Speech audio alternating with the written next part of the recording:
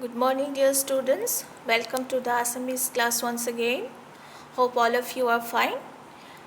তোমালোকে ক্লাছটো কাৰণে ৰেডি হোৱা এতিয়া বুকখন ওলোৱা ৰচনা বিচিত্ৰা তোমালোকৰ গ্ৰামাৰৰ চেপ্টাৰ এটা কৰাই আছিলোঁ মই আৰু কপিখনো লগতে ৰেডি কৰি লোৱা কপিৰ 2-3মান পেজত মাৰ্জিন ড্ৰ কৰা ওপৰত আজিৰ ডেটটো দিয়া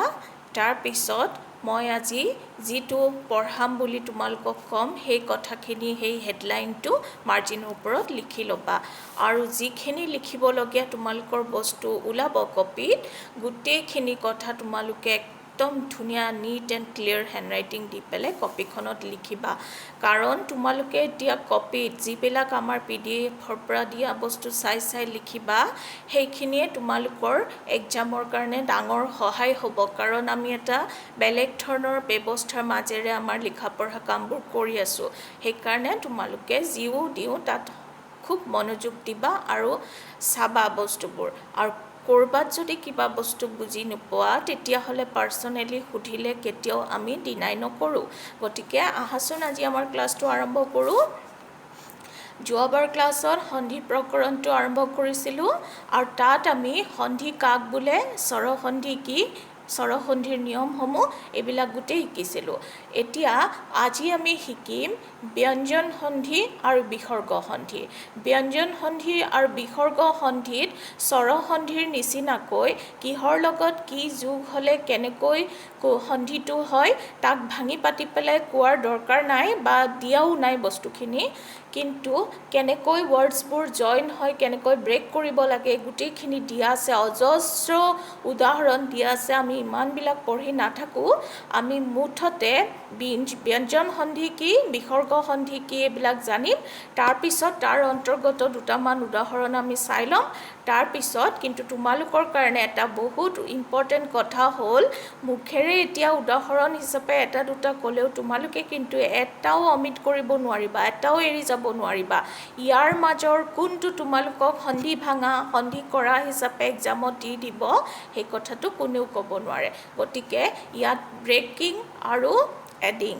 মানে সন্ধি ভাঙা আৰু সন্ধি কৰা এই গোটেইখিনি যিখিনি আছে সেই গোটেই কথাবিলাক তোমালোকে ভালকৈ শিকিব লাগিব মনত ৰাখিব লাগিব আৰু পৰীক্ষাত পাৰিব লাগিব মাজে মাজে দুই এটা ইংৰাজী শব্দ মই প্ৰয়োগ কৰোঁ যদিও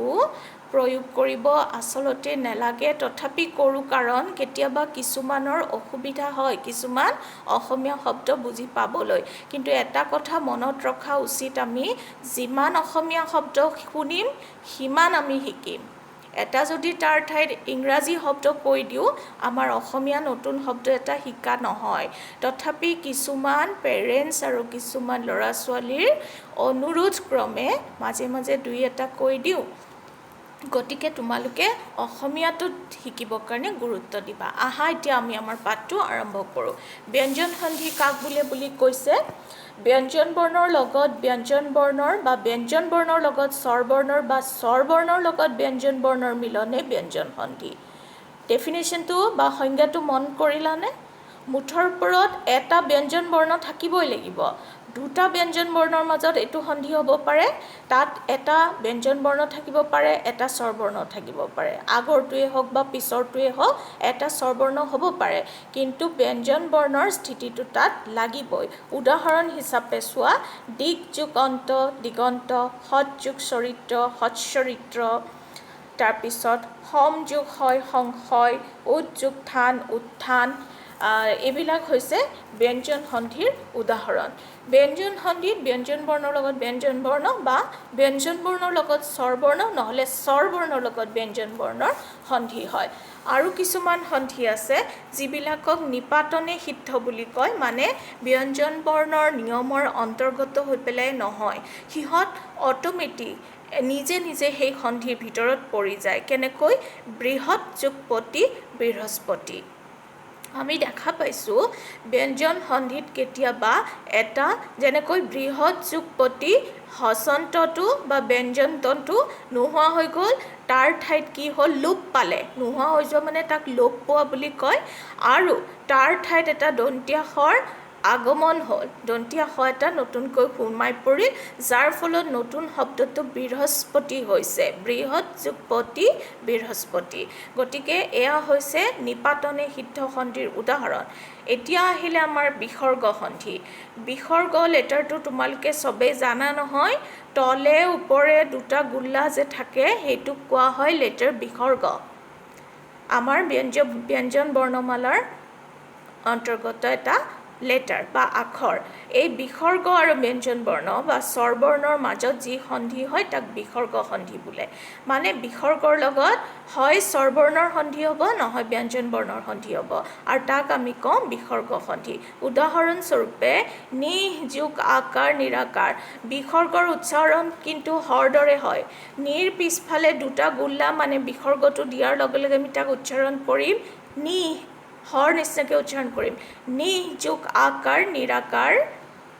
দুহ যুগ গতি দুৰ্গতি এই হটো কেতিয়াবা ৰ হৈ গ'ল গৰ ওপৰত ৰেফ আহি গ'ল এনেকৈ বিসৰ্গ সন্ধিটো এনেকৈ সম্ভৱ হয় তাৰপিছত নি যুগ ছয় নিশ্চয় তাত তালব্য হৰ আগমন হৈ গ'ল মই অলপ আগতে ব্যঞ্জন সন্ধিৰ ক্ষেত্ৰত কৈছিলোঁ যে নতুন শব্দ নতুন আখৰৰ সোমাই পৰিব পাৰে আগমন হ'ব পাৰে আৰু এই বস্তুটো আমি বিসৰ্গ সন্ধিটো হোৱা দেখিবলৈ পাইছোঁ মন যুগ যুগ মনোযোগ নি যুগ ৰোগ নিৰোগ তাৰপিছত মন যুগ ৰম মনোৰম মন যুগ হৰ মনোহৰ মন যুগ তাপ মনস্তাপ এতিয়া দন্তীয়া সটোৰ আগমন হৈ গ'ল এয়াই হৈছে ব্যঞ্জন সন্ধি আৰু বিসৰ্গ সন্ধি পাঠটো একেবাৰে সহজ বহুতখিনি উদাহৰণ দিয়াৰ কাৰণে দেখিবলৈ দীঘলীয়া লাগিছে কিন্তু উদাহৰণবোৰ দিয়া আছে এই কাৰণে ইয়াৰ মাজত কোনটো উদাহৰণ তোমালোকক সন্ধি কৰা সন্ধি ভাঙা হিচাপে আহিব এইটো কোনো ক'ব নোৱাৰে সেইকাৰণে মই তোমালোকক কেতিয়াও ক'ব নোৱাৰোঁ যে এটা বা দুটা শব্দ শিকিলেই হ'ব তোমালোকে গোটেইখিনি কৰিব লাগিব এতিয়া এই সন্ধিৰ ওপৰত যি কুৱেশ্যন আছে সেইখিনি তোমালোকক মই দিম তোমালোকে নিজে কৰিব লাগিব গতিকে অলপ সোমাব লাগিব বিষয়টোৰ মাজত আৰু নোৱাৰাটো তোমালোকে ডেফিনেটলি সুধিব পাৰিবা গতিকে আহা আমি পিছৰ কামখিনিলৈ যাওঁ এতিয়া